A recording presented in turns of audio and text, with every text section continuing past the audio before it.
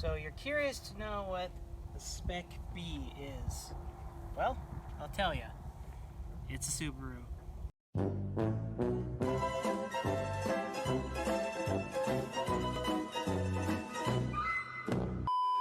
The best way to describe the Spec B is it's the only turbo Subaru that your mom wants you to have, or doesn't want to be humiliated in. Why? Because it's comfortable. It's a sedan, it's unassuming, it has leather seats, heated leather seats, mind you, and it looks, unassuming. But what mom doesn't know is while this may have class, it still hauls ass.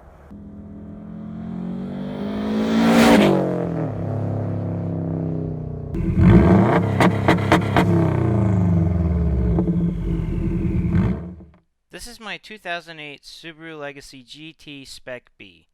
The Spec B is the highest trim package available for the Legacy GTs. The Legacies of this year, in my opinion, are some of the best looking Subarus Subaru came out with. The curved lines and the sleeper attitude really make this car pop. The interior is a pleasant place to be in. It has leather seats, like I said before, heated seats with Alcantara inserts, has a navigation system, which I barely use, and it has a 6-speed manual transmission. Has a pretty average sized back seat. You can fit 3 adults possibly, but it's still roomy and comfortable. This particular Spec B is a little different from other Spec Bs that you may have seen. Mostly because this one has a built engine. Now when Subaru drivers say built engine, usually you need to take that with a grain of salt. They could be pulling your leg a little bit. They could just have an intake on there and a tune and then call it built. But a real built engine could consist of either a closed deck block or forged pistons, rods, crankshaft, everything. In our case, this particular EJ255 has Manley pistons and rods, an STI crank, STI oil pump, and then the additional mods that I've made to it that have made it just more reliable with a little more power. This particular engine is making just under 300 horsepower to the wheels and a little over 300 torque to the wheels. So the few mods that I've done is the access port, which is pretty much a prerequisite if you're going to be a Subaru driver, a turbo Subaru driver. But in addition to that, here I have a Grimspeed intake, which really, if you're into cars, you know what an aftermarket intake does. It just pulls in more air, gives more air for the turbo, and just makes the car breathe a little better.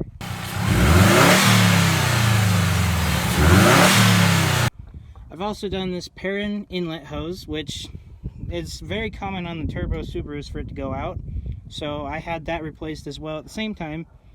And then if we look down here, it's kind of hard to see. There is a billet piece of metal right here. These are called TGV deletes. Basically what happens is the turbo Subarus come with what's called a TGV, which is a tumbler valve. And they're little valves that open and close depending on if the car has just started or has been going for a while. What most people do is they will remove them and have TGV deletes, which adds for more airflow, which gives more power. Another mod that I have is this Perrin air oil separator. This is mostly just going to be catching the blow-by oil or blow-by air in the oil and separating it. So because built engines sometimes tend to burn more oil because they have larger tolerances. So this is kind of a necessity for when you have a built engine. Now besides these couple items that I just mentioned, these engines are pretty common between the WRXs, the Legacy GTs, and the STIs of this year. Alright boys and girls, sit tight for a second because you're about to get learned. Now I know what you're thinking. WRX, STI, Spec B, EJ, words. What do they all mean? Subaru has 3 different models that come turbocharged. The Impreza, the Legacy, and the Forester. Now obviously, these 3 pictures shown are the base models of each model. Now when somebody says they have a WRX, that is the next model up from the base model of the Impreza. So it's an Impreza WRX. If somebody has an STI, that's the max package of the Impreza model. So it'd be an Impreza WRX STI. Now, some people have a hard time deciphering if it is an actual WRX or a legit STI. The biggest way to tell the difference is the STIs come with a massive wang on the back of the car, and STI badges everywhere. However, you'll get those cheeky breaky boys who'll put an STI wing on a WRX, fool everyone saying that they have, oh, I have an STI. Now, Foresters are some of the coolest Subarus out there. They are the most unassuming. Honestly, if I were ever to sell my Spec B, I'd probably get a Forester XT.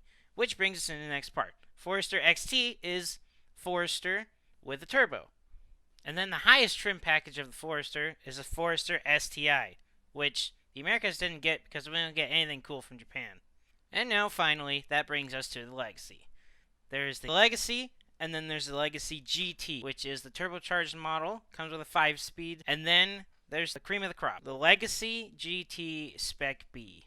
Quick side note, as of 2015, Subaru actually changed the models of the WRXs and the STIs. Now there is an Impreza model, and then there is a WRX model, and then there's the WRX STI. And there you have it. Now you have a full understanding of turbocharged Subarus. Let's get back to it. The STIs are a little different just because they have different pistons and different turbos, but all these engines are pretty much the same. Now, what makes the Spec B so special are two things in particular. Let's find out what they are. While there's only two significant differences between the Spec B and the GTs, they are, well, significant. The B in Spec B actually stands for Bilstein, which these come with Bilstein struts from the factory. However, mine has aftermarket ISC coilovers, but I will switch back to the Bilsteins. And the other major difference is the Spec B comes with a version of the STI 6-speed transmission without the direct center control differential. Now, like I said before, if you own a WRX or any turbo Subaru for that matter, it's almost a prerequisite to have one of these guys. It's called a Cobb access port. Monitors all of your levels, like your coolant, your boost, what's this one? Intake temp. So, and then it's got some more important things that you need to look at. All the tunes and performance stuff is on this thing, which is really nice. It's portable, it's small, it keeps all of your data, it keeps your tunes. Most tuners won't even tune your Subaru unless you have one of these, because you can switch between the tunes and between like a stock tune, valet mode, and then a performance tune if they've made one for you. There's some really cool stuff on here that you can do, like flat foot shifting, which is basically holding your foot down on the gas pedal in between shifts.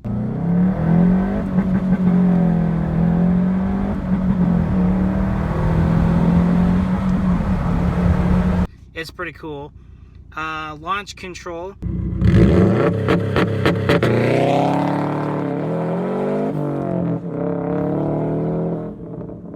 Which is pretty self-explanatory. It's basically you hold the RPMs until a certain range and then you slowly let off the clutch. You don't want to drop the clutch because these are all-wheel drive and they will break if you just drop the clutch. Obviously this has an STI transmission so it won't break, but it will hurt and put a lot of strain on a lot of your drivetrain components. Honestly, I love this car. This car is so nice to be in. It's nice for longer road trips and longer drives. The leather seats are really nice. They kind of suck in the winter, but I mean, that's what you get with leather seats.